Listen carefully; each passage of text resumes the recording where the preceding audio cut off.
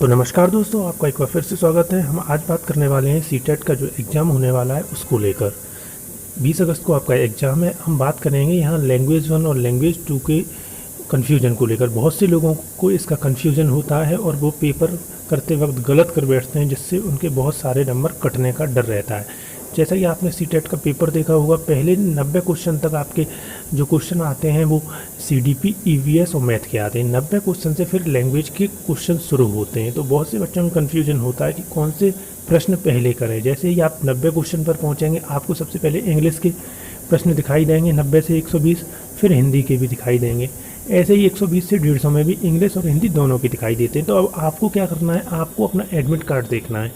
Admit card में यदि आपने लैंग्वेज 1 में इंग्लिश चुना है तो 90 से 120 आपको इंग्लिश के क्वेश्चन करने हैं, और यदि लैंग्वेज 1 में आपने हिंदी चुना है तो 90 से 120 में आपको हिंदी के क्वेश्चन करने हैं, और लैंग्वेज 2 में आपने अगर हिंदी चुना है तो 120 से 150 हिंदी के क्वेश्चन करने हैं। कुल मिलाकर बात यह है कि आपके एडमिट कार्ड में साफ साफ लिखा हुआ है, लैंग्वेज 1 में अगर आपने इंग्लिश लिखा हुआ है तो 90 से 120 आपको इंग्लिश करना है।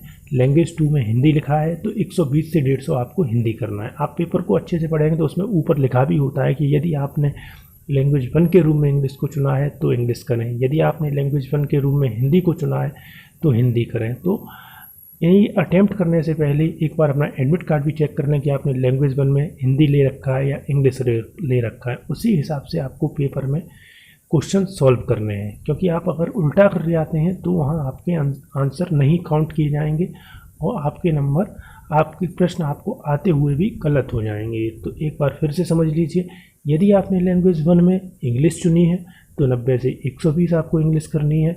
यदि आपने लैंग्वेज 1 में हिंदी चुनी है तो 90 से 120 में आपको हिंदी करनी है, और 120 से 150 में भी इसी प्रकार से आप देखेंगे कि आपने लैंग्वेज 2 में क्या चुना है तो उसे आप 120 से 150 में करेंगे। पेपर से रिलेटेड कोई भी कन्फ्यूजन होता है तो पेपर में जाने से पहले उसे दूर कर लीजिएगा, जिससे पेपर देते वक्त आपका समय खराब ना हो, आपको सारी जानकारी हो कि किस चीज़ को हमें कब और कैसे करना है। धन्यवाद।